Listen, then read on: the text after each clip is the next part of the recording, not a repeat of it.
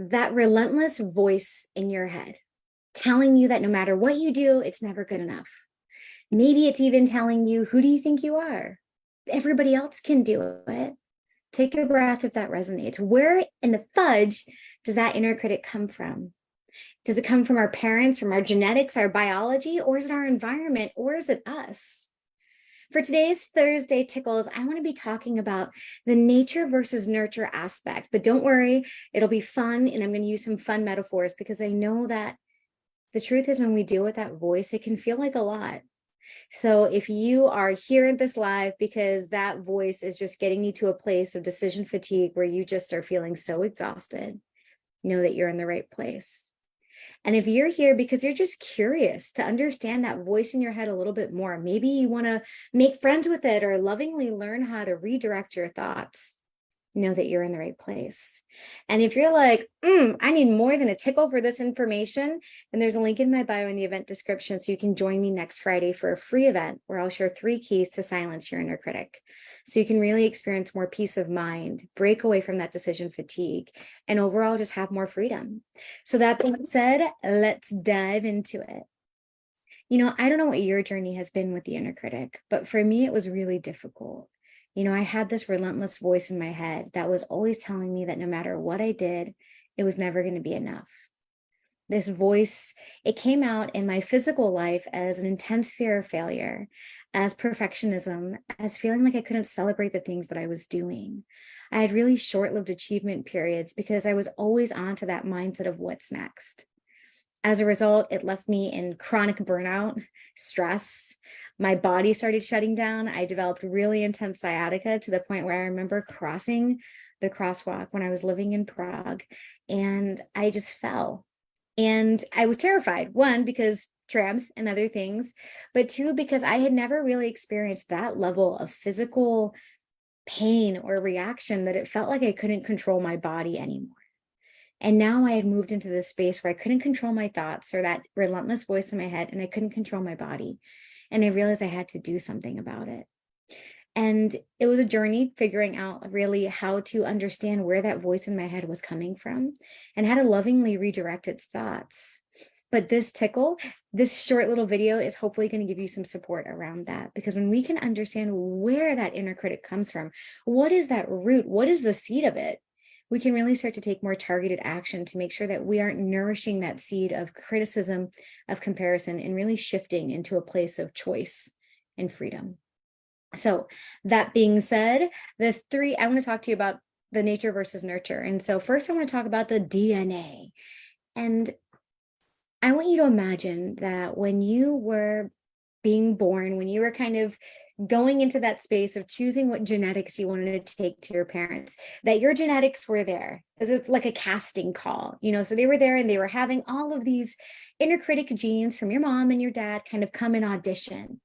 And your genetics got to choose which one of those genes, which one of those kind of characteristics of the inner critic in. Now, if you're like, but would my genetics want an inner critic? And there are a couple of different reasons for this. Back in the day, when we were in that herd mentality, an inner critic was really powerful. It kept us from safety. It helped us with survival. It kept us in that space of second guessing of, should I really go and attack that lion? Should I do this? So our genetics, it's still holding on to part of our evolution of saying, hey, that inner critic is really powerful for survival, not just in terms of hunting and gathering, but also in terms of social cues. We are at our core, as much as we want to believe it or not, we are people of connection. We want to make sure that we're loved and we're accepted. That's a basic human need that we have. And so the inner critic is kind of going to keep us in that space of like social norms, making sure that we are abiding by the social contracts, that we're not being rude, that we're not doing things that might feel out of alignment from cultural values. And those are 2 really big reasons that, our genetics are looking for the best inner critic, plus it keeps us in the space of vigilance. The inner critic can help us learn and adapt and a lot of other things. So just know that there is this piece to it, this piece of choice where our genetics chose some of these aspects of our inner critic. Now, just so you know, like genetics alone isn't going to create that voice in our head of social comparison and looking at other people thinking, why is everybody else doing it but me? There's going to be a bigger part to that. There's going to be the nurture element, which is like the environment.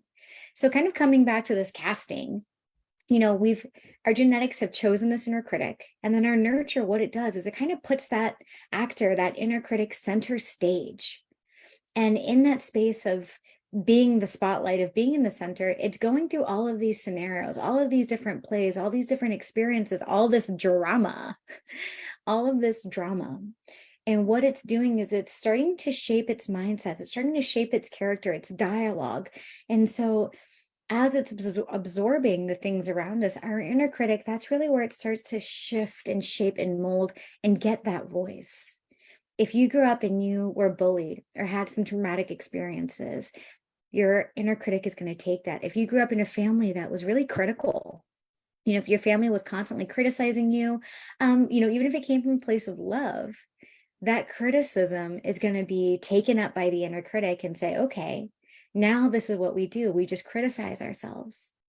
Maybe if your parents compared you to your siblings or to other kids or put a lot of pressure on your success or external achievements, your inner critic's going to take that, absorb it in, and then say, okay, this is what we do. We compare, we criticize. Take a breath if any of that resonates, and just know that you're not alone. In fact, if this resonates, just drop yes in the chat, just so you can really get it out of your analytical mind and take it out of the body. And I know it can be really difficult figuring out, okay, Des, now I've got this awareness. Now I know where my inner critic is stemming from. I get that maybe I took this from my mom or my dad and these experiences, but now what do I do? Action can be a really difficult thing to take because awareness is such a beautiful thing, and we can get caught in that space of insight and analytics. I had a client, Jessica, and she really struggled with the inner critic, to the point where she didn't feel safe in her mind. She was constantly questioning the things that she was doing, and she found that it was so much easier to live a safe life on autopilot, where she didn't use her voice, she swallowed her words, she made herself small. She found herself under the blanket of shame quite often because, again, she was always shoulding herself. And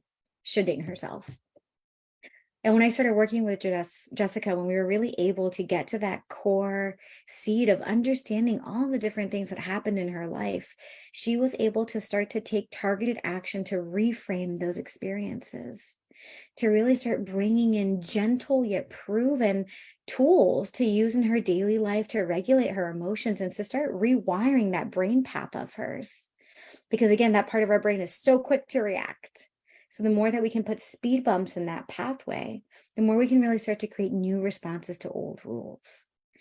I'm really excited to say that Jessica feels like she's able to lovingly redirect her thoughts. She's confident in the decisions that she's making. And as a result, she says that she has more peace of mind. She's also not ashamed of her story anymore because she realizes that it's not her fault. She's not the one who kind of wrote it in her childhood past. And I think the big thing is that she says that she's able to experience freedom from that relentless voice in her head, freedom from survival, of feeling like you always have to, and freedom from second guessing herself. And if any of this resonates and you're like, oh, Des, I want some of that, then I invite you to drop the word me in the comments. And there's a link to this as well. But I've got a free event next week, Friday, October 27th. Again, I'm going to share 3 keys to silence the inner critic with the main goal to give you 3 powerful keys and tools to really be able to start cultivating a more sustainable peace of mind. Really being able to feel that confidence and have more time, more freedom, because if there's one thing that I know is that you deserve it because you do so much. So again, if you want the details for that, you can drop me in the comments and I'll reach out to you personally, or you can find the link in my bio or this event description. I'm Des Caminos, everyone, and I hope that you have enjoyed getting tickled. These are Thursday Tickles, a time where I tickle you with information for your personal expansion. Why? So you can have more power and choice in navigating all of life's challenges and adventures. I hope to see you there on the 27th, next Friday, so I can share with you some action items that you can take, because I don't know about you, but for me, awareness was never enough. I always needed the action, the implementation, the gusto, getting my hands dirty. So I'll see you guys next Friday and have an amazing day. Awkward time where I get off live. Goodbye, everybody on Instagram. And goodbye, my women of wisdom. I love you. Bye.